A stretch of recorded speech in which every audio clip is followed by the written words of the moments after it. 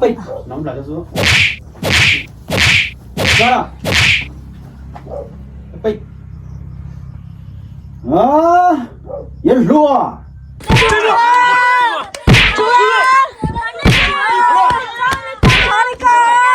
Cái trái để mua đi qua sư cho nó có nhiều tên hình sư. Cái chay Anh có chúng một khối thế nào nhỏ. chay đúng rồi, có nhiều cái lịch sư.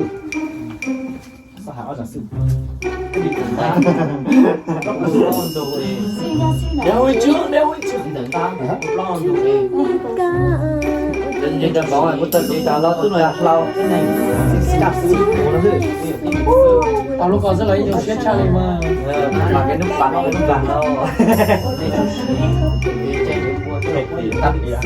Lúc nào bây tôi ở dưỡng có sang bố con nhỉ? Bố bố sẽ mà con thì mà cái chuối này thật ra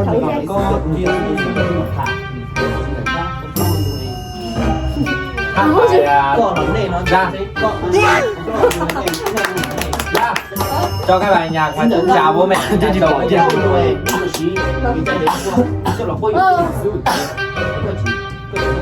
con trẻ mèo khắp cơ Danh đúng quay cái giấc kỹ này thôi, cứ ngon đúng không? Đợi chị đấy à? Mỗi người lúc ăn không rồi. Ồ, chị mang con thế à? Không, em làm thầy đọc. Qua đến đây anh em ơi. Cô khó vào sợi trên con nó này. Nên chưa sẽ thì nó sợ ho. Bóng lùi tỏi nó sợ nó sợ nó. Bạch.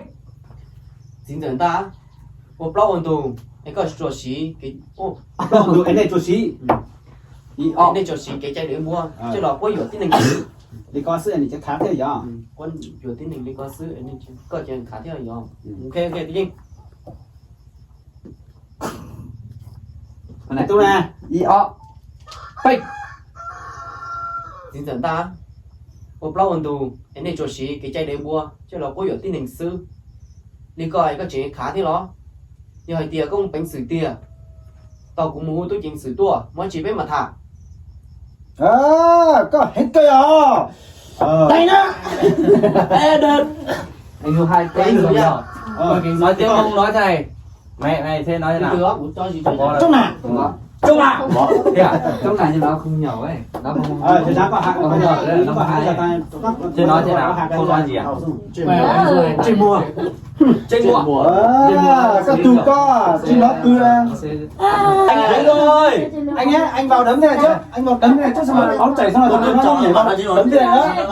Ông nó không làm máu chảy như thế này cơ. Đấm một phát xong ngã xuống dấm vào xong tí thấy máu chảy sau rồi. Không, ngã ra đằng này mà. Không, nắm như thế này ngã thôi. Đấm như ngã ra đỉnh chung. Anh được phát là ngắn luôn là một Mình chấm kiểu đấy, anh đấm kiểu này cho nó. Thế này ngã luôn này. anh nhớ rất là Cẩn thận. Anh phải đấm dấm lên một tí. Đúng rồi đấy. Cẩn thận thì làm mảnh quá. Cái này là thầy giáo nghỉ diễn 1 tháng rồi. Thế thì đó kia. Một qua rồi. Thầy giáo hết cảnh luôn mà là thầy giáo cao thôi. Bắt này. Con hầm.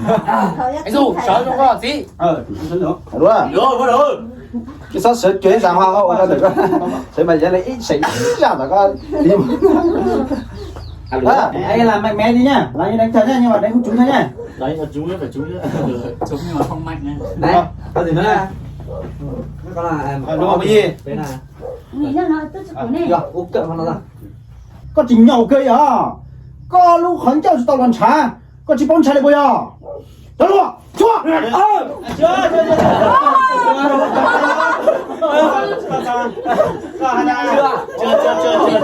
Con chỉ tao bóng trà, chỉ tao bóng trà, cái tao trà đấy sao bây giờ? Giờ cũng bảo thế rồi, cái chai đấy mua đâu có nè. Mình đấy. Mà cái lượng đâu rồi? Không phải nha, có ngồi đấy chứ. Cái chai đấy mua đâu có sao? Em cũng dạy. Anh em cũng ra đấy xem. Cái chúa, cái gì Ôi, trời ơi. Đấy là những đàn thôi. Thôi. Cái trên này. Thôi. Chủ. Còn này. Được không đây? Cái đó. Thôi. Một tí cái trên đây. Đàn nào thì quân đàn nói bà đi. Thôi. Rồi.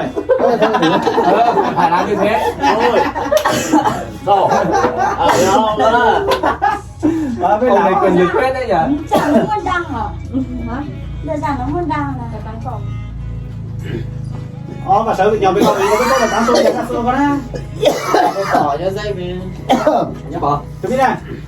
Đi ê, của nó mà có cận Mà đi nó có quay kỳ rồi nó có hạt lưới giá mà Chị đây nhảy chứ. chưa đánh chưa đánh nha. Kỳ quay cận nha.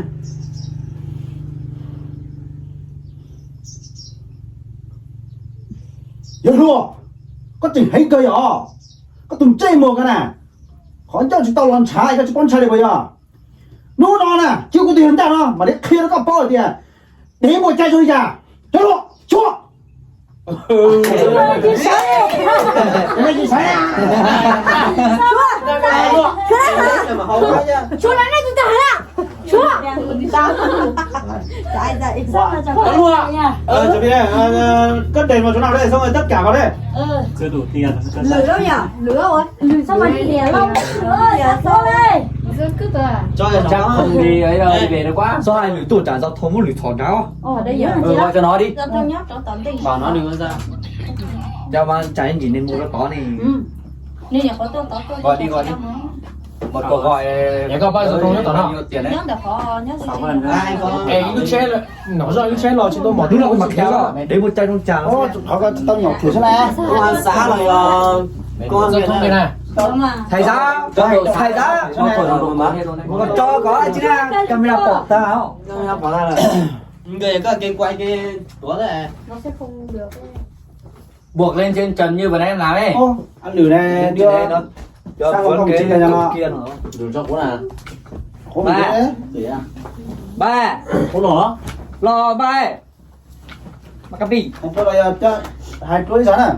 Hai chuối nói từ đó con nè. Ủa, ra tôi lười đó. Ta thằng cho tao nhỏ thế.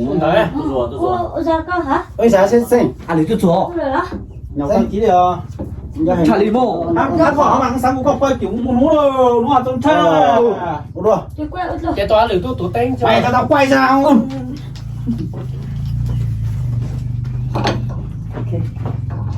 ba Bắt đầu làm. Đi nhá, đánh ra bà Diêu. Có chuyện ở đây hai. Ôi trời tôi chuyện trái lên đâu. giờ là cháu à cháu kìa tôi có tả la Đi ơ, bay. Chúa.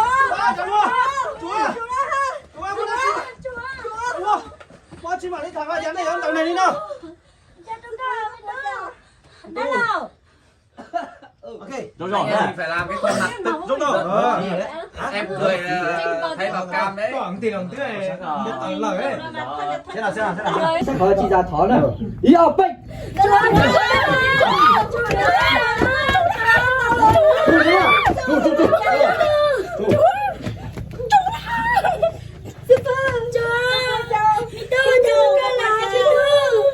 Cho nhầm đúng không?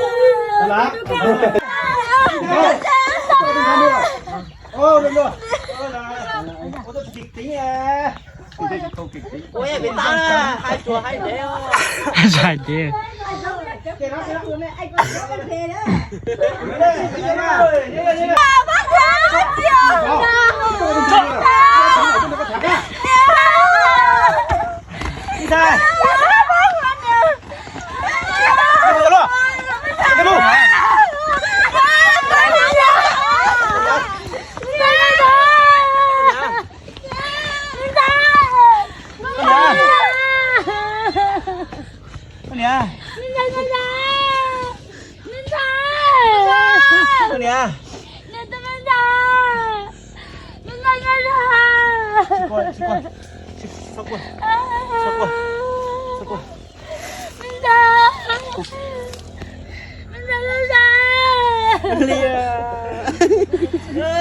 Ôi mẹ chưa bao quay. Mày mặc có luôn gì đâu mà. Hầu tư tôi rồi, tôi không nghe bà cơ. Làm mãi. Hả? Làm mãi, cái tư danh nhà tập. Quay. Chúa cái lông mà nó Đi đi. Đây. Ôi hiểu hai à ta hả? Tiếng tối à ta. Sao luôn đi. Nhá là mình kêu quay bên chỗ chế tôi có sắp bú bao xem mà. Đấy nhá. có đó được thế được thế nhọ dùng Có bú điện thoại gì á? chỉ bộ ý ọ bệ Đúng rồi, chủ ta là Má không. ra cảnh cuối rồi. lọ cảnh tiền rồi đấy. Kéo đi đấy bây giờ ấy.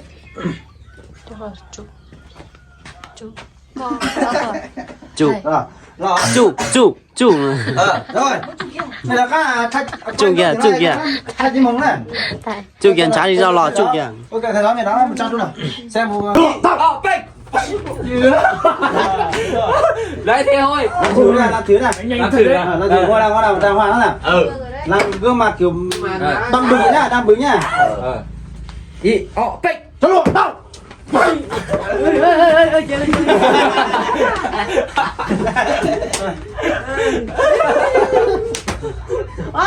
Nó phải ngã cơ. Phải ngã luôn. Có tí là đánh này. Em phải ngã đi chứ. Anh nói thế mày đánh này.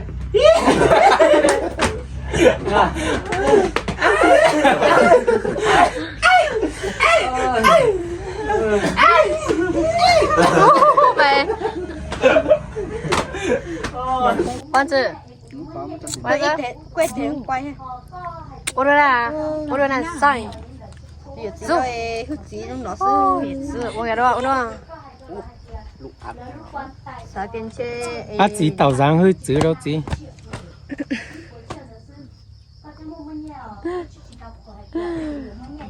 Ôi rồi. Đúng rồi. Chỉ có mà tí dụ. Anh em cảm nhận của em. Nhìn ta nữa. Để nói Nhân ta hay chui đáy á. Nên tụi dân ta đấy không? Về ngày hôm nay. Ủa rồi xong Nó hay chui đáy với Ơi, chị đấy á. Gì đáy à? Nó gì đáy tụi tôi à? Sao là lộn mập lăng ra. Chỉ có bèo đại cũng bèo chén này nhở. Đúng rồi. đâu à? Anh nhận tí tung đáy à? Xe của Tại mày. để giờ đại là cũng mua iPhone 17 Pro Max ha. Cha, lấy từ mốc của tụi nó cho tuổi riêng nó lo riêng tên nó nè, của gì có lo riêng bọn nó nè. Bây giờ bác sĩ ơi. Hôm nay. Ô, tụi Từ hôm nay á. cao. Ồ. Dạ cái xe, có cái gì